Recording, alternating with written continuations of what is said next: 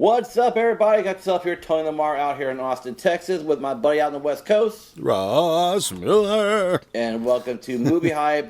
Movie Hype is a show where Ross and I talk about movies that are coming out in the future. We talk about the trailers. We talk about the hype of the film, and that's what movies all about: is going to the movies, excited about a project. So it's the beginning of the new year. So what we're going to talk about: movies that are coming out in 2016. 2016. Now, 2016, yes, and we've got a lot of great movies. One thing I'll say about this year is it's the year of comic book movies. We got I think 6 or 7 comic book movies coming out this year alone.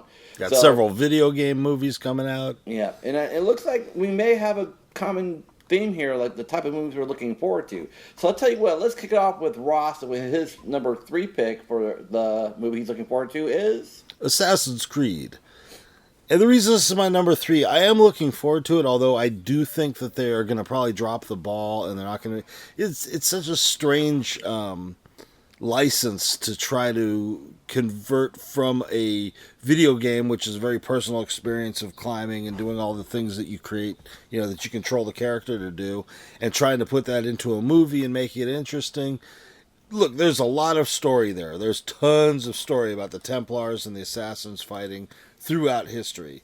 And so it'll be interesting. I haven't really looked into this much. I haven't seen any trailers for it, so I don't know what era of time it's supposed to take place in. At the time of this recording, there's no trailer. There's some couple of still pictures, promo pictures, but showing him Michael Fassbender as the main character. I never played the game, so I don't know much about it. They could be starting in Jerusalem, Italy. There's a lot of places, and as a matter of fact, now at this point, there's so many games out. It literally can be anywhere around the entire planet that they could be, that they actually could have this film. So I don't know what part of the lore they're going to go into. Mm-hmm. Personally, if I'm going to make the film, I'm going to go right for the roots, for the very first game, which took place in Jerusalem, and just kind of start with the birth of, not so much the birth, but just the beginning of the fight between the Assassins and the Templars, and just explain that story and set it up, because they're going to do, if this thing's popular, they're going to have to do sequels. Mm-hmm. So set it up to go into Italy and go into these other places, the West Indies and all these places where they can go for the different stories, but start it where the roots are and where it really belongs. Well, that's the hard part, because a lot of these games being translated in film is not working well, and I don't know why it is. It's so easy. The game is successful, use that same formula and make it to a film. The only one I can think of that I'm not very happy with, but they're making lots of money with it, is the Resident Evil games, movies. Mm-hmm. But they're not very good, as they certainly aren't representative of the game. But somehow it's still successful. They're making another one right now. Absolutely, and it's not about whether they're successful. The trouble is, the reason most of these games fail. See, the one thing is, the Resident Evil has that. The Resident Evil movies have the zombie license that works for them, and that's something that's popular, and it does draw the crowd. So even people, if you piss off all the hardcore gamers that want something true to the source material, it doesn't matter, because you're still going to have the zombie goers that it's going to attract. But the difference is when you have, say, the Agent 47 movies, or the Assassin's Creed film, any of these kinds of movies, the reason they're not successful is you're taking something that's a very personal experience. You're playing this character, and and in a sense, when you're immersed in the game, it's happening to you. It's not, And to translate that into the film, it's just not working, and that's why the players, they get turned off by it, because it doesn't recapture that feeling. Mm-hmm. And the license isn't strong enough. These assassins might be, they're interesting anyway, but mm-hmm. typically the license isn't strong enough to attract a crowd, to attract outsiders. So you're thinking that maybe they're not going to really aim it towards the gamers. They're going to try and take this license, and maybe we can make a franchise and attract a whole new audience. That's really their best bet. Absolutely. That would make a great idea. Forget about trying to capture the game. You know what I mean? Just break free of it. That's never been done. If somebody can do it, my hat's off to them. But if you can't do it, then go with something that'll work to still make a successful license, to carry on the license properly. And there's plenty of story to tell, and that's what I think. Hopefully they'll grasp the right concept of this. Hopefully they'll get rid of the whole animus thing. They have the thing in the video game is your character lives in the present time, and you use this machine that you lay down in, and it basically sends your consciousness into your ancestors. Essentially, that's a rough description, but that's basically what it is.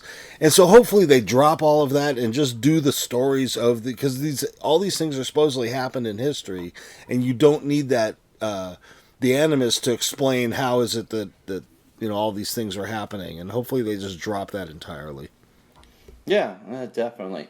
Well, my third pick that I'm looking forward to is I'm just hoping it. I'm hoping it does well, and you might be surprised, but it's Ghostbusters. Oh, Okay, okay. and here's why. Here's why I'm thinking. I didn't expect that one. Well, I was ashamed, people. I was ashamed to admit that I'm looking forward to this movie. He wouldn't even put it on the list to prep for the show. I changed it. I did. I changed it last minute. You can see I changed it. And the reason being, I'm looking forward to this movie because one, the writers are from Saturday Night Live, just from the original Ghostbuster or Saturday Night Live alumni. So I'm really hoping they're going to do something different. I believe in the writers. You got Dan Aykroyd, he helped write on it. Paul Feig, Harold Ramis even worked on this script. Okay, so with that in mind, I'm hoping they'll be able to capture essence. I hope they really push more of the we're all females. We're gonna have it's. I hope they just do the story. Yes, it happened to be all girls. I mean, think about it. They were buddies like in the first movies, right? Mm-hmm. So it made sense that maybe these girls were hanging out and they came. Hey, we should do this back in the day. The Ghostbusters. And, the fact that everybody who can come back made it back. Only two people couldn't make it. One's dead and one said, no, I'm not going to do it. But you got all the original cast coming back making cameos. I'm talking about Sigourney Weaver, Bill Murray, Dan Aykroyd, even Ernie Hudson, Annie Potts. They're all coming back. Mm-hmm. All right? So with this in mind, so I really have high hopes for this one. It's just because of the writers. That's why I'm back in this movie. Only because of the writers. Paul Feig, I think it's Feige. He did the spy movie this past year and Bridesmaid. So with this one here, I'm hoping, but that's my third pick. Go ahead. Well, and I think as far as this film goes, you've got a lot of potential here. Again, if they just take it seriously, if they don't try to make a statement with the, hey, we're women doing it this time, there's something about it. There are more women graduating in science than men lately. Mm-hmm. And so it makes a lot of sense for our time that it would be women scientists that figure this thing out. And you know what I mean? And I like the idea, and I hope that they have the quirkiness that the original group had, and I don't mean I don't want carbon copies of the original characters, mm-hmm. but just how you had the quirkiness of Egon and Ray and Venkman and just their natural, their oddities.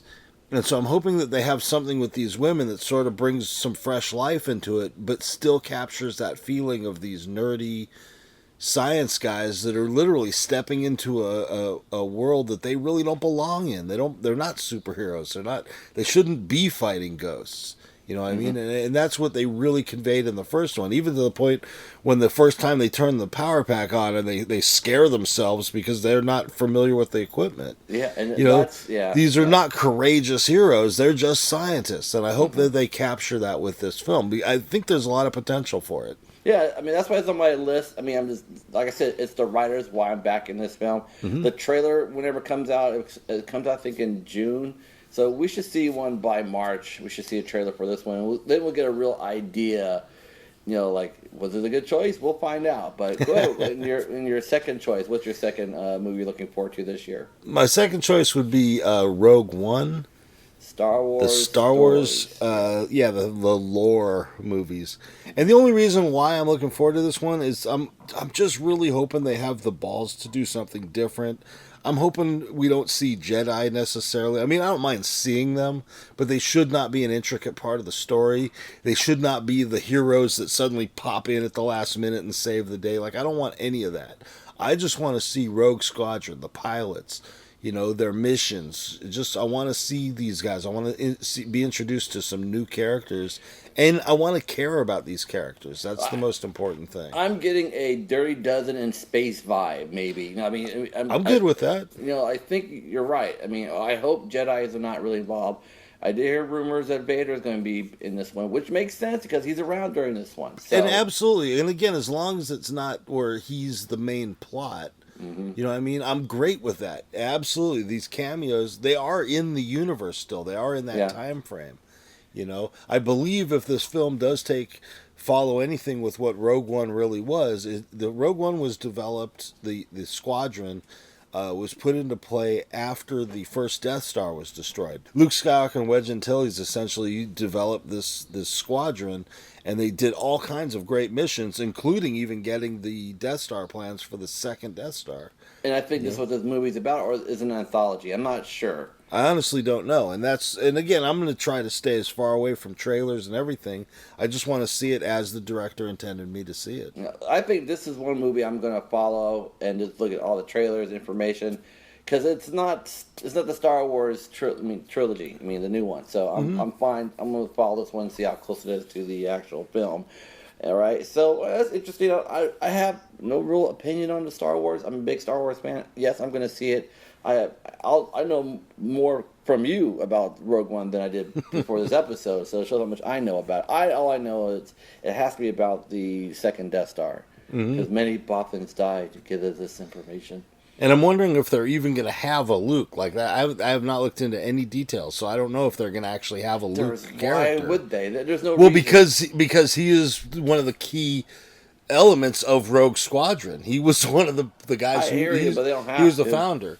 But well, again, then what they're doing is they're changing the lore, and again, I have no problem with that. I just hopefully they do everything. I don't think. Here's what I'm trying to say. He can still be in the lore. Doesn't need to mention. They can just mention him that. I mean, so I don't really think it's necessary. Anyway. We'll see. All right. So my second pick is definitely one. It's going to be one of the biggest movies this summer. It's going to be Captain America: Civil War.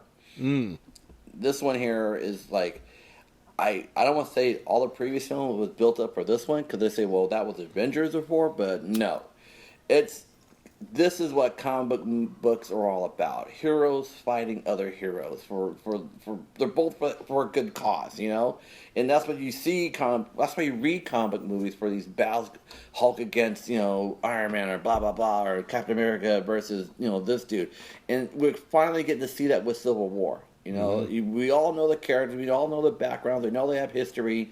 Now let them deal with something that they both have different opinions on. We always seen this battle between Captain America and Tony Stark from the first time they met. It's been like that. It's been hostile, right? Yep. So it's been building up for 4 films, if I'm not mistaken. So I'm definitely looking forward to this one here. I'm excited about the cameo, which if you follow the comic book or I don't know if you know, I don't want to give it away if you don't know, but there was a main character that was in this film or this comic book that Marvel Studios didn't have the rights to. So I really feel, I think I talked about another episode where I feel they were going towards Black Panther taking that role.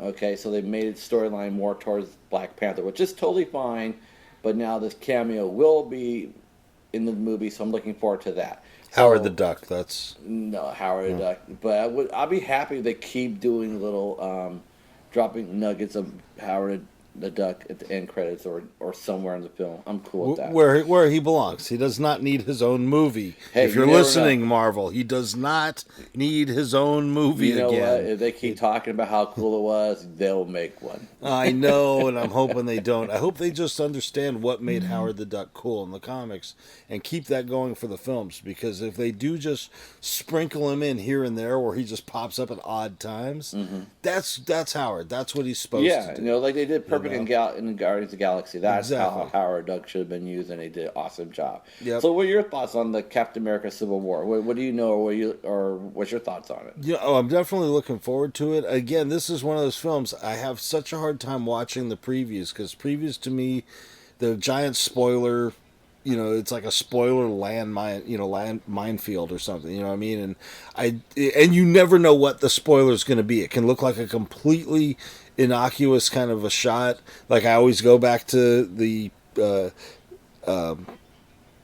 what was it? Just came out, Star Wars. The Force Awakens. I always go back to the Star Wars: The Force Awakens because the fact that they showed him in the preview pop up in the Stormtrooper uniform that immediately, when I was watching the film and you see the blood get wiped on his face, it immediately told me, oh, that's him. Like, it destroyed that. And I would have much rather watched that character unfold properly, and it might have even changed my opinion of how they did it a little bit, you know? Well, I mean, once again, this is a constant argument between Ross and I about trailers, and I mean, I Ross is definitely the fan. He is the movie goer. This is where the studio wants his dollars, right? But I think sometimes the studios don't know what they're doing wrong. They don't know how to market certain movies or how the market works this day. And you know, the thing is sometimes, and this also goes to Ross, is that sometimes you're not the target. They already got your dollars. They're trying to get to the person who's not on the internet every day, finding out about movies or going to movies that much. They're working 9 to 5. They got lives. I'm not saying he doesn't have a life, ladies and gentlemen. I'm just trying to say they have other activities. Think I'm being insulted. Where they're not moviegoers, but like all of a sudden, like, hey, what do you want to do this weekend? Oh, a new Ghostbuster movie's coming out. I didn't know they made one. That's why they make certain commercials and trailers to entice that person. Which is why I don't watch them, exactly. Yeah. So I totally hear you. It'll be a constant argument. Sometimes it works and sometimes it doesn't. And, you know, that's always going to be an issue with trailers. And you got a good point with the Star Wars. I mean, Star Wars trailers are very difficult because they want to sell it. They already got the money from the nerds, us. But now we need to get the other dollars because you know. But I am that way. I am obsessive with my movies. It needs to be just right. You know what I mean? And even down to where when Crouching Tiger, Hidden Dragon came out, I avoided all the trailers. And my friends going to the movies with me, I didn't tell them that I specifically looked for a movie that was playing it in Cantonese. And they're like, dude, we got to read the movie. I'm like, yes, we need to read the movie. You know, I needed to see it authentically. And that's the way I am. And again, I like to just see the director had a plan. The director said, look, I've got a plan for this movie, and this is the way I want you to see it. And I just like to honor that. They work so hard, these guys, you know. And women. Okay, so ladies and gentlemen, it's time for Ross's number one pick for 2016. So what is the movie you're looking forward to the most in 2016 that you know of as of today? Oh, without a doubt, it's going to be Suicide Squad. I don't think it's going to get beat. I am a fan of the villains. I love the villains. I'm interested. I don't really know the comic book. I'm not familiar with the storyline. So I'm going in completely raw, and I'm just expecting a explodey movie with some great. It's got to have some of the best quips. You know what I mean? These are the best villains DC has to offer. So there's got to be like some of the best snarky lines. There's just going to be some good humor, I'm hoping, and a lot of insane action, and that's what I'm expecting. Hopefully, it'll deliver. Well, I'm excited about this film. I'm kind of glad this movie could have been R-rated. I mean, it easily could have been an R-rated movie, but I already know they're going for the PG-13. It's the second movie of the DCU, as they're going to call it now. So I'm looking forward to seeing Deadshot being played by Will Smith because this is one of his first films that he's part of an ensemble cast. So definitely looking forward to that. You know, absolutely. And I think Will Smith, because think about just if you go back to like. The Fresh Prince, like that was an ensemble cast. Not that everybody was a big name, but everyone carried their weight. Yeah. You know what I mean? And that's definitely. and he's good when he's got a good crowd around him. I think it makes him stronger. So I really do expect Will Smith to just come, busting out the doors on this one.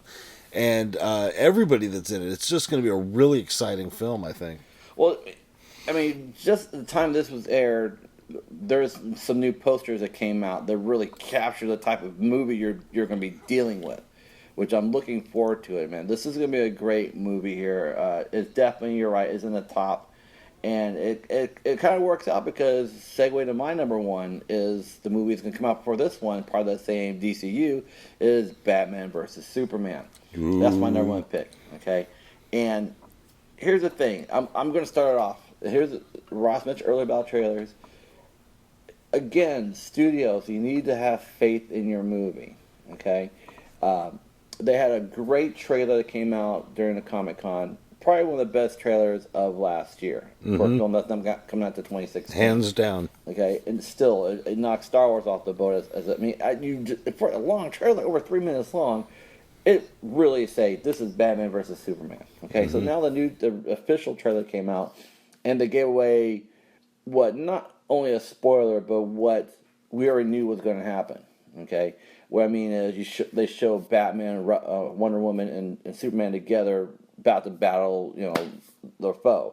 When the movie's called Batman versus Superman. Okay, I didn't think that was necessary. You're right. That part of the trailer should have been cut out. I mean, you're spoiling it. We know it's going to happen. We don't need to see it. Doomsday, I really don't care if they show him or not because, that's part of the bigger problem. That's just so I'm looking forward to seeing what they're going to do with Doomsday. I'm not sure that's the final version of him because if those who know Doomsday, he changes as he gets into the fights. More of his skeleton comes out of his body. So, and originally, all that you knew of Doomsday was that explosion. Like, because you're a hardcore fan, you knew that was Doomsday without seeing him. Yeah. You know what I mean? And I think that's the limit right there. The thing to where you're getting the fans to go, holy crap, I know what that is. And at the same time, you're getting new people to go, holy crap, what was that? You know what I mean? And they should leave it at that. And when you get to show too much, it's like, come on, dude, why don't you just play the whole film already? It's just... Yeah. And, it goes again, it's targeting to people who may not know about it. And so... I was hoping this movie would be closer to The Dark Knight Returns, which I don't know how much is going to be based off of it now. So we'll find out in March, and it is my number one pick. I mean, there's other films coming out, but these are the 3 films I'm looking forward to. I might have to bite my ass on the Ghostbusters. That's my long shot, but I'm sure we'll be plenty to talk about when that comes out. So. And here we got to have a couple of honorable mentions. For one thing, it didn't hit into the top 3, but Cloverfield, I think, it was a surprise. The trailer came from out of nowhere, and I think it's got potential. It looks... Yeah, not only did it come out of nowhere, it comes out in March. Yeah, it's not 6 months or a year. It comes out less than 3 months, man. Yep. Wow. And you can see how they're able to keep it quiet because it looked like there's only like 3 people in the whole movie. I mean, exactly. If the trailer has anything to say about it, yeah. Yeah. But the thing is it really a sequel to Cloverfield? I don't know. This is my theory, people. I think the whole Cloverfield is like part of is a persona of the whole, like saying like it's a Spielberg film. It's a Hitchcock movie, These are slasher films. Like, I think they're trying to brand Cloverfield as a type of movie that we kept hush-hush. We're not talking about it, but you're going to like it. You know what I'm trying to say? It's JJ's, what's in the box? What's in the box movie. So. It might be, and that would be interesting. I'd be kind of cool with that. But what I'm kind of thinking, if you remember, there seemed to be some kind of those sewer creatures or whatever they were that... And I don't know what that had to do with it. Which was the only cool part of the whole freaking movie. Right. But I mean, I don't know exactly what they even were. I don't think it never really got into explaining anything. And so perhaps that's what's beating on the doors or making the noises outside. Like, who knows what extent all this stuff went to? Like, what if those things overrun the earth? Like, who knows where we're at in this story? And so I just think it's going to be interesting. I like the limited scope that the trailer gives you. So all you know is about these few people and there's something going on or they don't want to leave, the bunker that they're in. And hey, it's John Goodman, man. The guy's... Hey, he could be a bad actor every so often, so don't just give us fucking with you. Yeah, I'm waiting for it. But also Deadpool, another honorable mention. Deadpool here is the reason why I didn't make my top 3 list is because I'm going to see it anyway. I'm going to get some other films some credit because we're going to be talking about Deadpool until the movie comes out. So that's why it's not on my top list. I know we'll be talking about this film more than these other films at the time, so that's why it's not on my list. So anyway, Deadpool, yes. Huge. I don't know if you weren't gonna pick it, I wasn't gonna pick it. I'll tell you that I'm just not gonna pick it. It deserved its own little honorary mention. Yeah, I just think it kind of deserved to stand on its own. Everything I've seen so far, I love the 12 Days of where the photos and all these weird things that they were putting together for their promos. You know, posters, not photos. Did you see the poster? It made it look like a romantic. Yeah, absolutely. That's. I mean, tell you what. And the emojis one. Have you seen the Yeah. emojis one? That's Yeah, my I did. favorite. That's my favorite poster ever of anything, hands down. Come on, man. Well, here's the thing. This is a little clever marketing, okay? They're being truthful about the romantic part of it. I mean, not like the love of whatever. But there is that aspect. It gives women. I may check it out because there's gonna be a love scene or love whatever. Yes, definitely gonna be some love in this one here. But it's something that it gets them to watch it too, along with all the action. So there's something for you too, ladies. Check out Deadpool. Hey, Well, he really loves her. So. Almost all the heroes have somebody some woman that they can't quite have that they, and I always thought that was written into trying to lure women over to comic books. It took a long time, but they are, more and more women are now into comic books than ever before. Oh yeah. So I think that's interesting, and I think the Deadpool movie has so much potential as far as the way it's going and the way it looks like they're directing it, the fact that it's R-rated, so they're not pulling any punches. I mean, it all looks good. Hopefully they'll do it. We'll see.